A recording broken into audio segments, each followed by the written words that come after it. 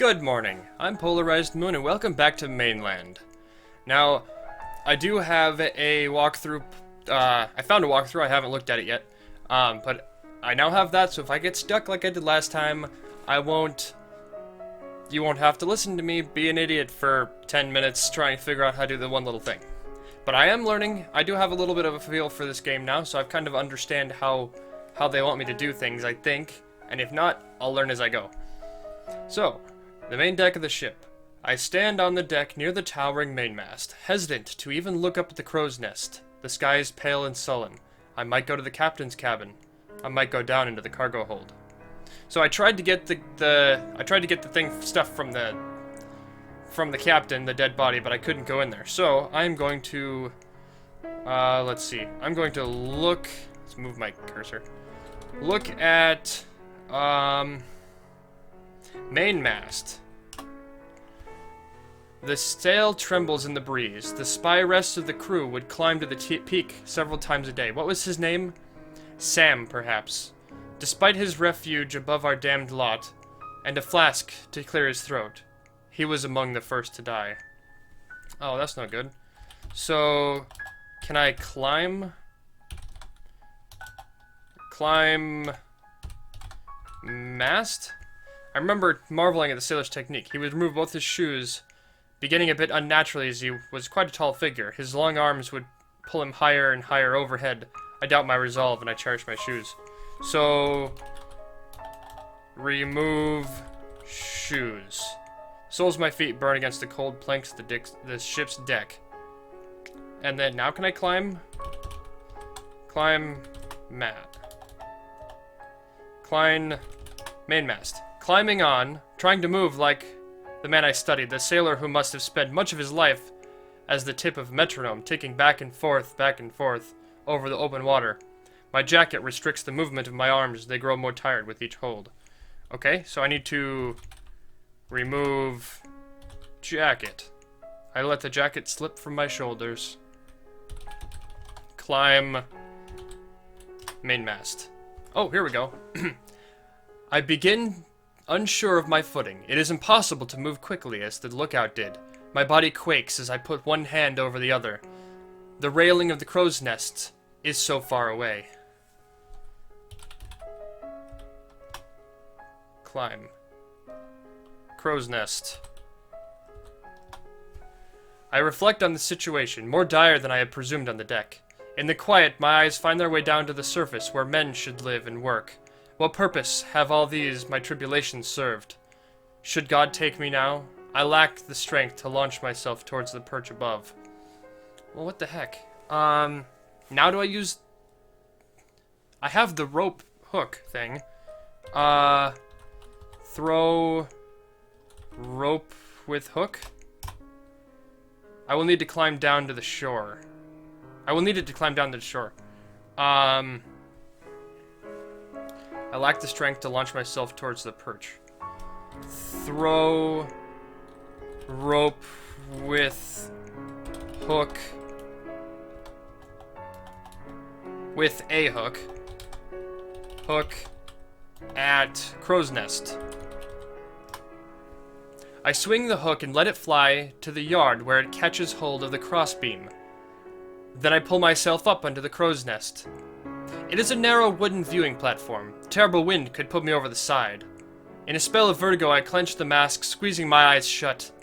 I force them back open towards the sky and notice a small canvas bag fastened overhead. Take bag. It is attached well to the pole. Untie bag. Inside the canvas bag is a small flask. I open it and sniff, my nose burning with the sting of cheap whiskey. The anticipation of a stout drink must have given him the courage to perform his harrowing duty. But I wonder how the sailor even made it back down upright. The whiskey flask might have its uses, opposite those the spyglass I came in search of. Maybe I should take it. Take flask. I take the flask, sure to find a proper application for it. Take... Can I take the bag? Is attached well to the pole. Examine. I swing the hook and let it fly towards us, blah, blah, blah. Good job. Look. Okay. Look at flask, handkerchief, jacket, main mask, matches, shoes. Okay. So now, do I climb down? Climb down. Deck. I test the rope, then carefully lower myself onto it, my feet swinging freely as I frantically try to wrap them around the mast. I descend the rigging slowly, breathing in time with every handhold. I stand on the deck near the towering mainmast, hesitant to even look up at the crow's nest. The sky is pale and so okay. So now I have... Can I drink whiskey? I sip it and then quickly regret my decision. It feels like it might eat a hole in my stomach. Okay, so I have whiskey now.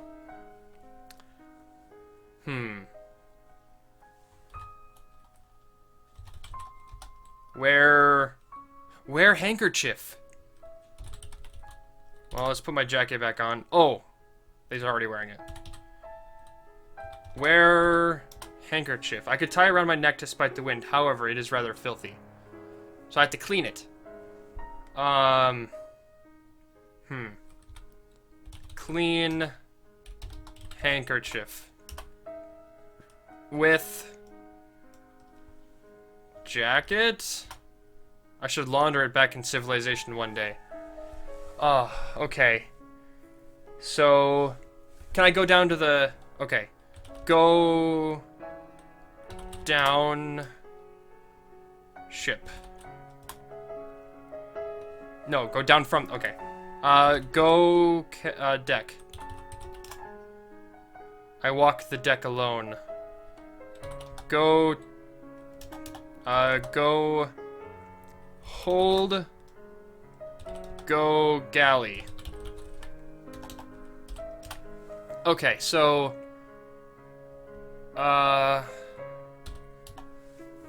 dirty dishes. Wash handkerchief? Okay, no, I can't wash it here. Okay, I got a lot done so far. So, can I go corridor? Wear handkerchief.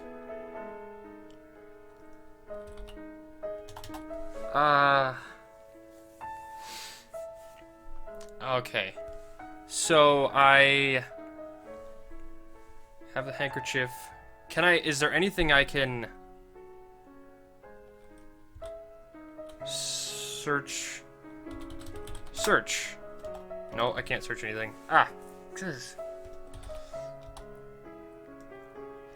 Can I search the galley? No, there's nothing I can search.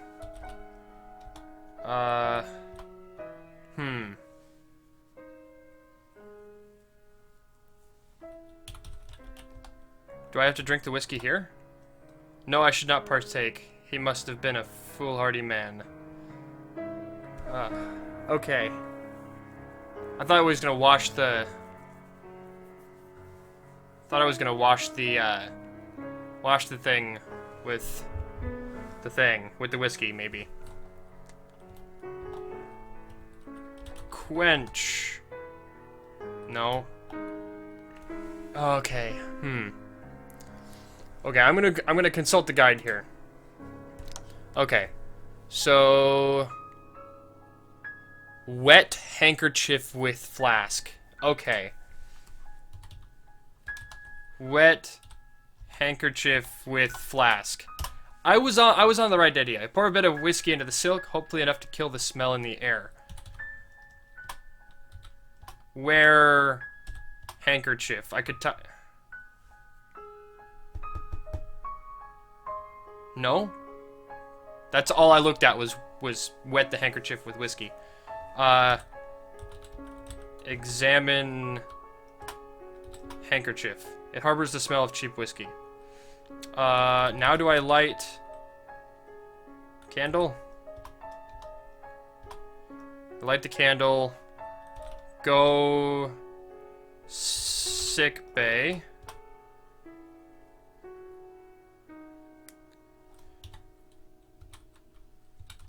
Wear handkerchief. What? No. Oh, this is different. The somber flame of the candle scarcely illuminates the low arches and beams of the compartment.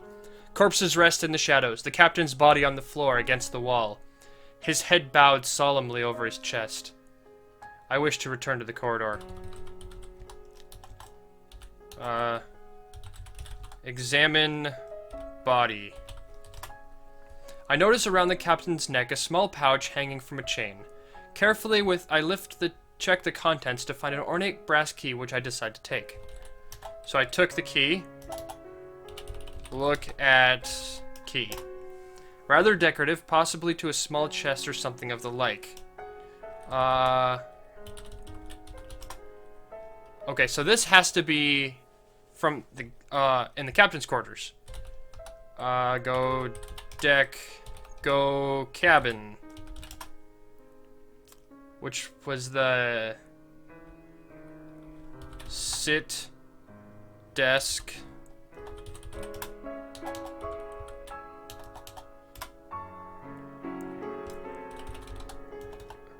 Open bottom drawer. The drawer is locked.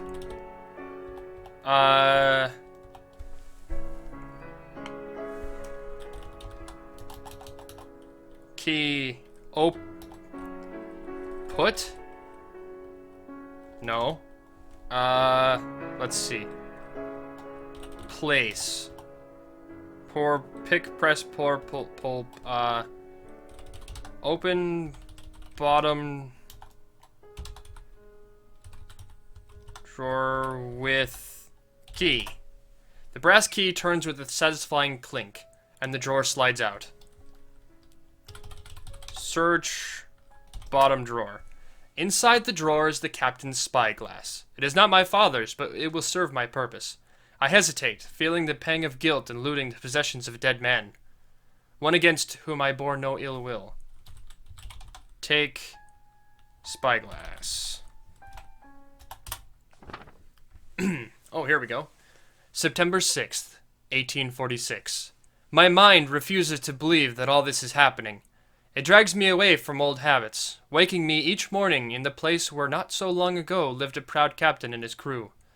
The reef holds aloft our failed adventure, yet hidden from all the eyes that might be carried under a wandering sail. My first days here I considered whether, for my sins, the Lord had forbade my entrance to heaven. Had my soul been condemned to wander in purgatory, scouring a broken ship of flagging sails and rotting corpses in her hold? I have found it best not to daydream of bright things, as it had been made clear that I will only pass this trial undignified, crawling through the mud and tears. After father's death came an agonizing despair, and the depth of my soul hallowed and inconsolate. Inconsolate? Is that right? Okay. I believe Lisa saw the void and was forced to watch me in similar darkness. So here I am once more. Yet where is her gentle touch? Aw, that's sad. September 7th, 1846. Recalling the end of our voyage, when the squall removed the contingent of sick men from our deck. The captain, meanwhile, lay in his bed unconscious. The sores on his neck were beginning to fester, and his unskilled caretaker grew so afraid he dare not even dress them. I could hardly continue my hourly sojourns in the porthole window, keeping watch over the violent waves. An empty helm guided us where God intended, and I, the healthiest of the men aboard, quietly waited my fate before the dying man. I do ask myself, could I have saved the ship? I find consolation that a ship requires a crew, yet it does not ease the guilt with which I waited there, hiding from the dangers all around me. September 8th, 1846. I wonder that I should still be alive. While the ship's doctor was one of the first, with many robust men to follow him, I have nights shaken with fear that the disease may yet find me, and like all others, have me writhe in agony till I become a corpse without will. The captain held out for some time, and At a point, I permitted myself hope he would regain his health. He commanded all those suffering to move quarters to the lower deck, where they were to remain. Wooden doors proved to be an ineffective barrier and soon dropped to his knees on the main deck, afflicted all the same. So here I am, miraculously cursed. My health is surely not served by exploring through the old relentless vein, but I must press on and learn of my salvation, if it lies somewhere on this island. The Mayflower. I stand next to the ship, broken atop the reef. It is bright today, and her gilded monogram shines under the bulwark. I can make passage to the shore from here. Look at the shore. The shore on this side of the island is quite rocky. Exploration is difficult, my shoes not being suited for it. Walk. Shore. Along the shoreline. Standing on a small strip of coastline where the surf calmly ripples in glistening sheets. The ship is partially concealed by the cliff, appearing as if she moves with a gentle wind in her sails, forever rounding that miserable jetty. I walk along a stretch of rounded stones. The boulders beneath the cliff might be possible to climb now that the tide is out. Inland there are thickets of breadfruit trees. So can I climb the cliff? Climb down. Go. Shoulders. The boulders beneath the cliff. Boulders. Maze of boulders. The rocky shore becomes slanting boulders reaching up to a high cliff from whence I lost Father's telescope. The wind is picking up, pushing me away from the water, peppering my face with salt. I am afraid I will lose my footing, and do not want to end up lame for this. I should return to that spit of sand. Okay. Go spit of sand. Can I go inland? Alright, here we go. I press on to the thicket, as the trees welcome me with rustling in their canopy, followed by a curtain of heavy dew from the leaves. Much of the land seems to be covered in these groves. One can lose himself more so than roaming the streets of Amsterdam. I have once already wandered the jungle for a long stretch. I wish I might have found something more. The leaf-strewn earth is easier to walk in shoes than across wet sand. There are passages into a thicket ahead.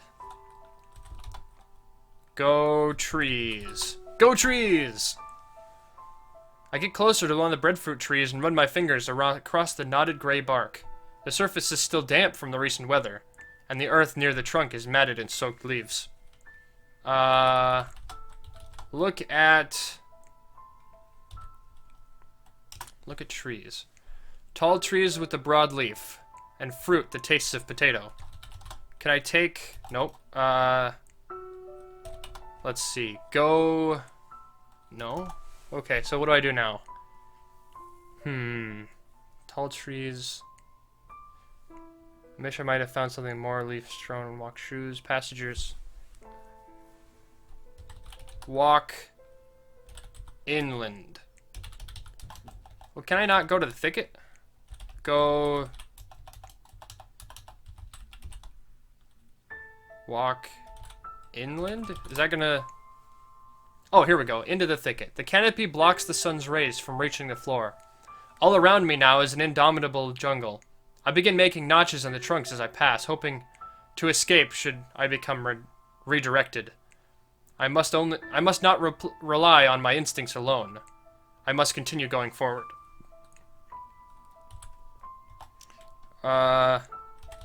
Walk inland. Farther into the jungle. I am blockaded by the most dense of bramble of vines and saplings. There is a dying tree. Its bark fallen away in places so that the wood underneath has begun to desiccate. The ground is littered with fallen leaves, except a small clearing to the ground that stands out ahead of me.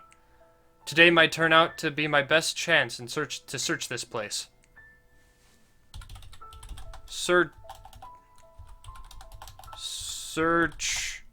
No. Look at dying tree. Perhaps it is some tropical blight. Look at Inland? Look at the ground. There are footprints. Who has preceded me? Was it myself? I must follow them. And that's about all the time I've got for today. I will follow those footprints tomorrow. Like and favorite, like the episode, subscribe if you liked me. Tell me how you think this is going in the comments section below. I made a lot more progress this time, and hopefully I'll be making a lot more progress as it goes. I have kind of learned how the structure and flow of what they want me to do kind of fits into this. So, good night, and I will see you tomorrow. Bye-bye!